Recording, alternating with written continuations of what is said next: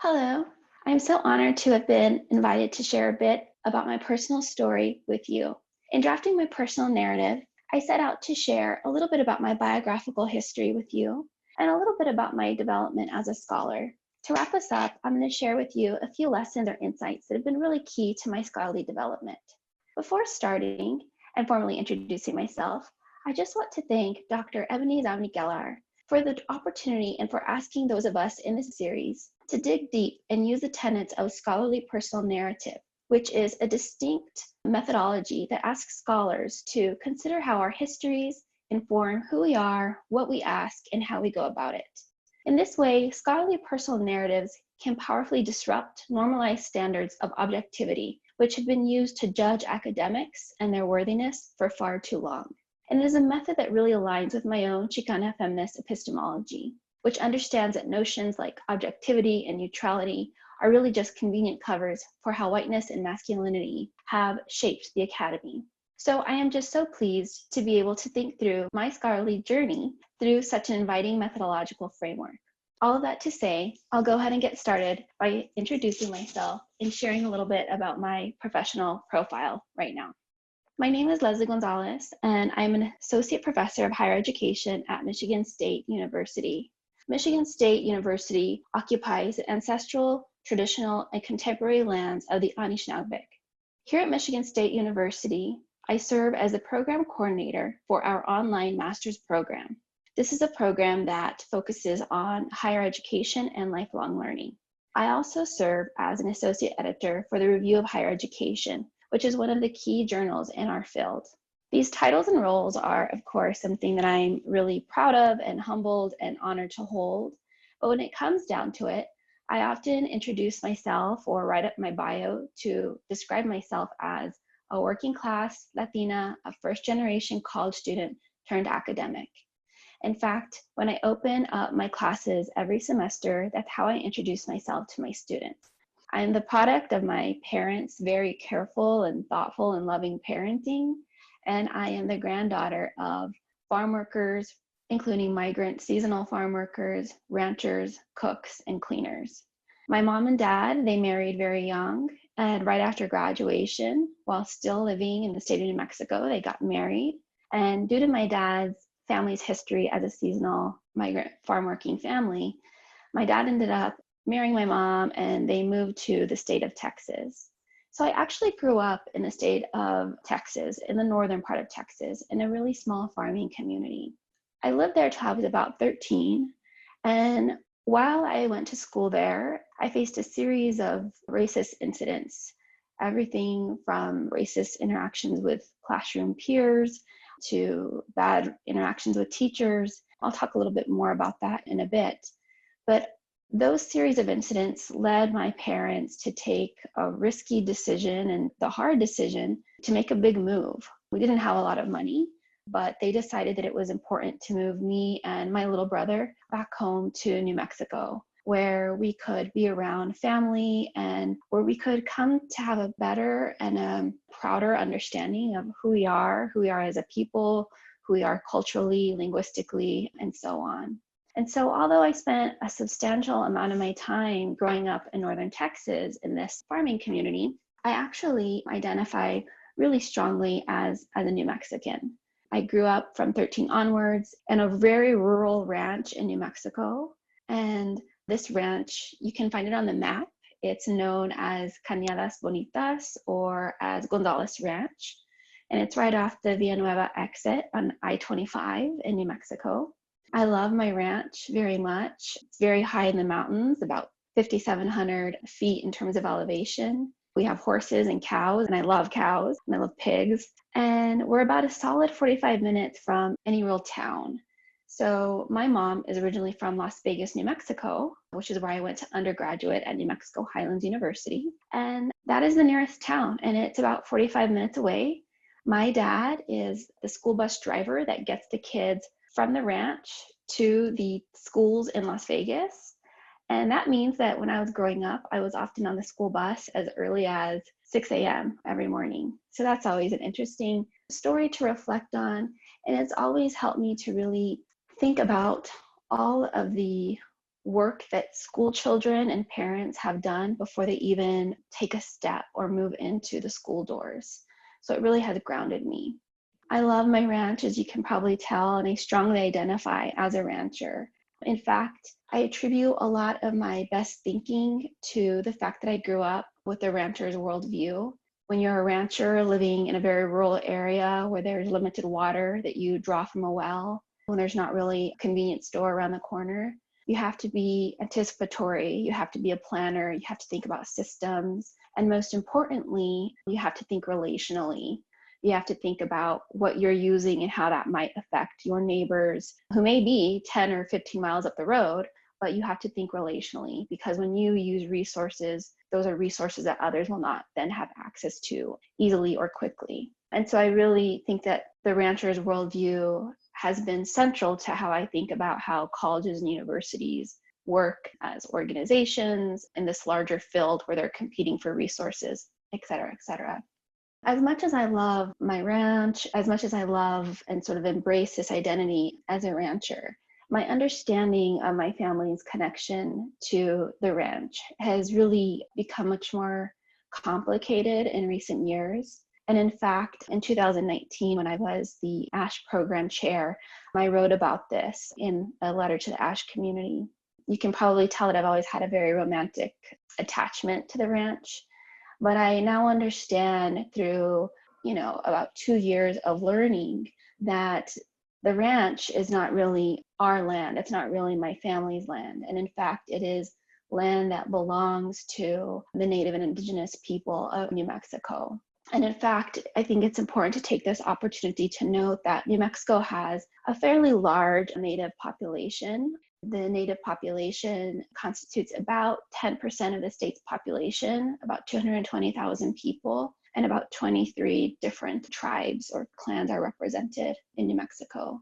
The Native people of New Mexico are responsible for creating some of our most crucial resources and systems. Specifically, Native and Indigenous people are the first to have formed the acequias, which are really water systems or waterways that current ranchers like my family use in New Mexico today. And so holding that in mind, as I think about my relationship to our family's ranch and taking responsibility for it in the future as my family ages, as my father ages, some of what I've been thinking a lot about is my responsibility in the process for rematriating land and resources to Indigenous communities, and what are the best ways to do that. And so I think it's important to talk about this because this has been a crucial part of my learning and my thinking as a scholar, and thinking about what does it truly mean to decolonize our systems of higher education. And that starts with how we're even willing to think about or engage around issues of power and land and responsibility as individuals.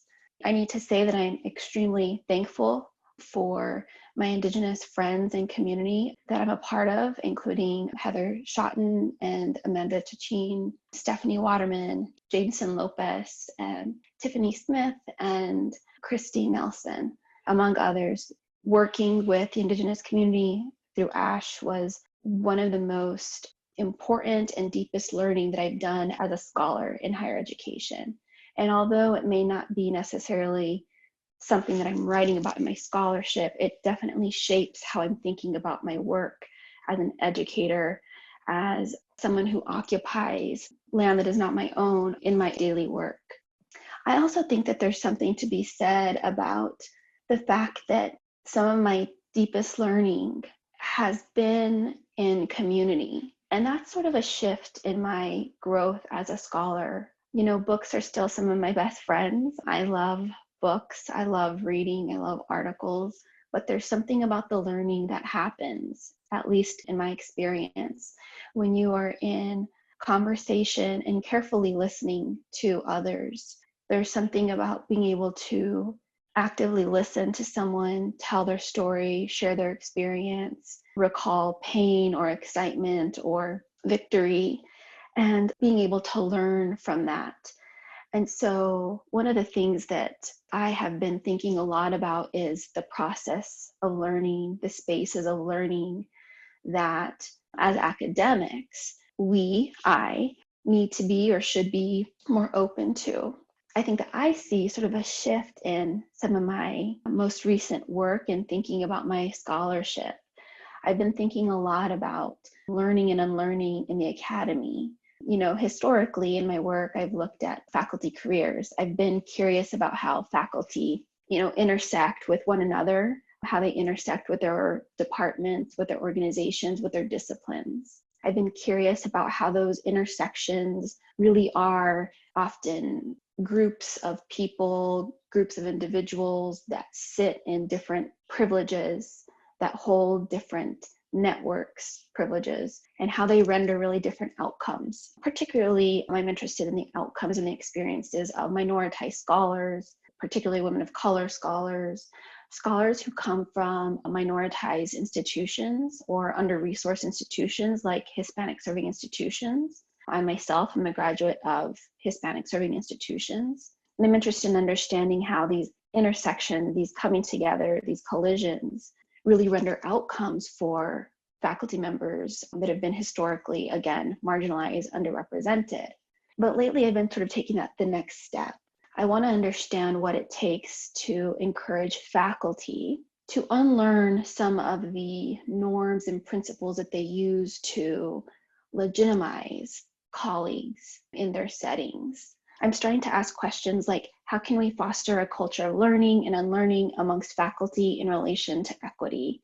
What does it take to shift department culture so that a minoritized faculty can be seen fully in all of their possibilities, not only as the diversity hire, or not only as a person who does diversity work, but as a robust, multidimensional intellectual with a wide range of possibilities and talents, to be able to see, often for people who sit in places of power, often white faculty, who are most senior in those ranks, particularly white cis men, for them to be able to see a new diverse faculty as full of possibility rather than flattened into sort of one kind of a scholar with one kind of a talent or one kind of an interest. I want to know how we can help them unlearn the way that they've made those judgments in the past. A lot of my recent work has really revolved around learning and unlearning and how we can foster that amongst faculty. My scholarly work has evolved. I've had, of course, many successes and disappointments along the way. And I share both of those things with you today because I think they're important in kind of telling the story of my scholarly growth and development. And I also want to make sure to say that I share those successes and disappointments with others. The successes I share because I have lots of supporters and cheerleaders and a husband who is willing to make a lot of runs to Walgreens for peanut M&Ms when I write manuscripts. I have a lot of students and colleagues who are willing to read papers and drafts and process with me. And, I have a big community of people who are really willing to help me process disappointments.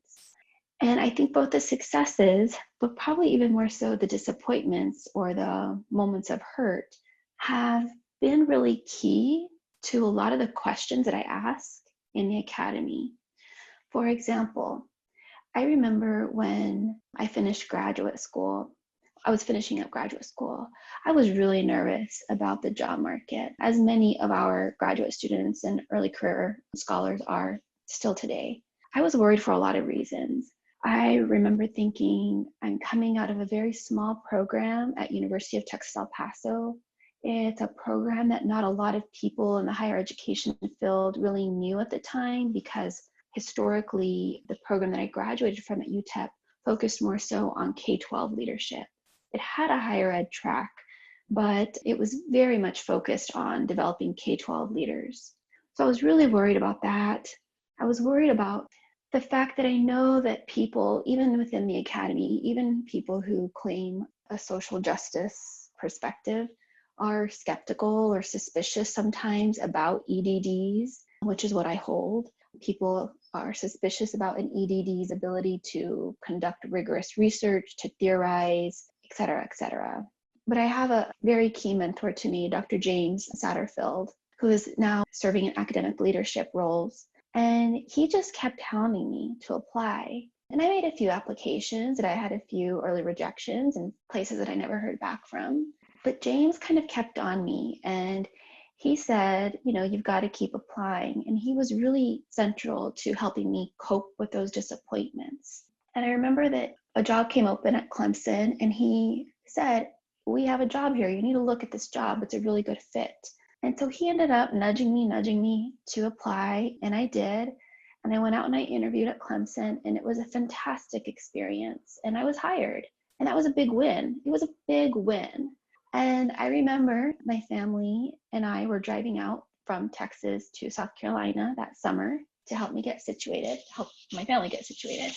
And we stopped off at a place for dinner. And I had all of my family with me, which has always been the case. Every time I made a move, my parents moved me, and Ruben, my partner's parents, helped us to move. And so we were a fairly sizable group at this restaurant. And we were waiting outside in line, waiting for our table to get called. And there was an older white man standing next to us. And I think he was curious about this sizable group of Latino, brown-looking people being in one place. And so he asked my partner, Ruben, what are y'all up to? Are y'all on a trip? Are you on vacation? And so my husband, who is always cordial, responded that we were in the middle of moving because his wife, me, was recently hired at a university in South Carolina. The man became curious for a number of reasons. I think he was a little bit shocked that this young woman of color was hired as a faculty person. And so he asked me what department, what was my degree? And then suddenly he sort of just stopped and he's like, well, you don't have one of those EDDs, do you? Because, they'll give them to anyone. They're not very valuable. They're worthless to some extent. That's what he said. And I remember feeling in that moment so defeated. And it was a big win that had sort of been overcast with this defeat or this disappointment. But I offer this moment in time because it's because of that very kind of an incident that I ask questions about how we evaluate academics or faculty as being worthy, as being valuable. And so in that moment, my worth or my value as a potential professor was really called into question. Again, it is these kinds of moments that have really led me to ask the kinds of questions that I ask about the academy. And I often say I like to hold sort of a mirror to ourselves because we are making decisions about who gets to be valued, whose knowledge gets to be legitimated. And I'm curious and I'm concerned about that process. Most fundamental to my research agenda and what has really driven my work, my commitment to foster an academy that is not only more diverse, more inclusive, but anchored in equity, are these moments in my life where I have understood that relations of power abound sort of everywhere, even in the academy, which has historically been characterized as sort of this community of scholars. I see flaws with that analysis. There are relations of power and competition that abound within the academy, even in a field as nice as education, as many scholars have described. One of the key moments I think that really informs my research agenda, and again, one that really drives me towards thinking about equity in the academy and how to foster it, how to get us thinking towards equity, is a moment that happened when I was a very young child. As I shared with you earlier, I grew up in northern Texas, and I was one of very few kids of color in the school. As I noted, my father was part of a migrant farm working family, a seasonal migrant farm working family. And the town that we lived in was actually the town where he and his brothers and sisters had often picked fields as children. Most of the farm owners there were wealthy white families. There were a few Latino, or what we called then Hispanic families, and there were a number of Black families. Because I was born in that area, my parents, they had the insight to invest heavily and carefully, not with money really, but with their time and their love and their energy in my very early education. My mom spent a lot of time teaching me how to read and write very early, even before kindergarten. I was reading small words. I loved reading very early on. My mom really fostered that love in me very early on. My dad, who is really just brilliant, he taught me about numbers and math. My parents really got me ready for school far before even kindergarten. And so it was time to start kindergarten in this little white farming town. And I remember showing up the first day, and I remember being extremely excited. Again, my parents had really fostered this love of learning. And I showed up, and I remember being really excited, and I was walking just a bit in front of my parents. And I could tell that my parents were having this weird engagement with the teachers. I'm assuming it was the teachers that they were talking with, mainly one teacher.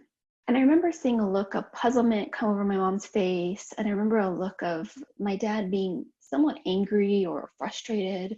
And I remember them saying something about, well, she only speaks English. And so what had happened, I've now grown to understand, my parents had shared the story with me, that even though they had made the time and loving investment to teach me early about the love of learning and school and reading and all that it could bring, and even though they had made the painful decision not to really speak Spanish in our home for fear of me being penalized in school, the school teacher still felt like maybe I could benefit from ESL classes or special education classes. And so that conversation, that weird engagement, was all about the teacher letting my parents know that they would be placing me in a special education classroom if needed. And as I've been able to reflect on that moment, even as a child, I knew something was wrong. I knew something was happening that wasn't right. But as I've been able to reflect on that over and over and over through my life, I understand that that is really the moment that sits below my agenda as a scholar and my commitment to racial justice in the academy. Because in that moment, I understood that schools are these white institutions of power, and there are mechanisms and policies and programs that are in place that can be used to classify, legitimize, and sometimes delegitimize people as knowers. All of the work that my parents had put into me, all of the moments that my mom had spent going over my ABCs and teaching me sight words, they could have been undone in that moment because there was a judgment of knowledge and knowers. And I think about that always as my entry point for who gets to be seen as a knower in the academy. How do we help folks that sit in positions of power to unlearn the metrics, the norms, the standards that they have used for far too long to recognize when there is an intellectual in front of them, when there is a thinker in front of them? We know from the literature that scholars of color, and especially women of color, tend to approach their research in much more multidimensional, what Gloria Anzaldúa would call hybrid thinking, divergent thinking. We know that women of color are likely to employ interdisciplinarity in their thinking. And those characteristics of work really rub against the norms, the standards, the boundaries that have been used to judge academics' worthiness. And so these various moments in my life have been very instructive, have really driven me to pursue an academy that is not only, again, more diverse and inclusive, but characterized by equity, concerned that the conditions are such that scholars from various backgrounds, but particularly racially minoritized backgrounds, the conditions are in place that they can be successful on the basis of their work, and that people that sit in power are willing to unlearn norms and habits that have kept scholars of color from the academy, from feeling included, from being elevated as intellectuals. And of course I have to acknowledge there's intellectuals everywhere, not just in the academy, but I'm particularly concerned about the academy because this is where we prepare professionals and practitioners and leaders for the future. This is where it's incredibly important that students of color, women of color, come into the academy and see all these possibility models. And we can't provide possibility models until people are willing to unlearn and relearn different ways of thinking about knowledge, knowers, et cetera, et cetera. And so I've been asked to kind of wrap up my thinking and some of what I've shared today with just a few gems or insights that I think are important to those of us who are striving to be the best allies we can be, the best racial justice advocates that we can be. So I'll share first, I think that it's important that we're always thinking coalitionally. What I mean by that is all of us, including me, right, as a woman of color, but as somebody who has proximity to whiteness, I need to think about how that benefits me in certain situations and how it will enable me to make asks, to make critiques, to raise questions that others perhaps cannot or perhaps should not make given their positionality. So always be willing to interrogate where you sit inside any group, any collective. Consider how you might be positioned to be an educator or an ally. For example, because of my scholarship on faculty careers and particularly some work that I'm doing right now around faculty hiring, I've learned a lot about faculty hiring patterns, both patterns in terms of practice and the norms that really sit underneath the practice. And so now I am well equipped to raise questions about hiring processes. I'm well equipped to talk about recruitment and to point out we lack or you lack or there is a lack of partnerships with minority serving institutions. How can we think more carefully about building relationships with minority serving institutions that educate a good bulk of our students of color? How can we think more carefully and critically around community colleges as a place where we have future academics that are being prepared? So I can ask questions in a different way. I can also ask questions around how faculty evaluation works. So always think coalitionally and think about what are the privileges that you have, what are the networks, the knowledges that you have that you can deploy in favor of other minoritized and marginalized communities. It's incredibly important, I think, in this next chapter of my work, because I do have tenure, because I do have the knowledge that I have based on my research, because I do have particular privilege, even as a woman of color. It is very important to me that I am intentional about using those privileges, networks, resources to ask questions that maybe others cannot, and always thinking coalitionally about my responsibility.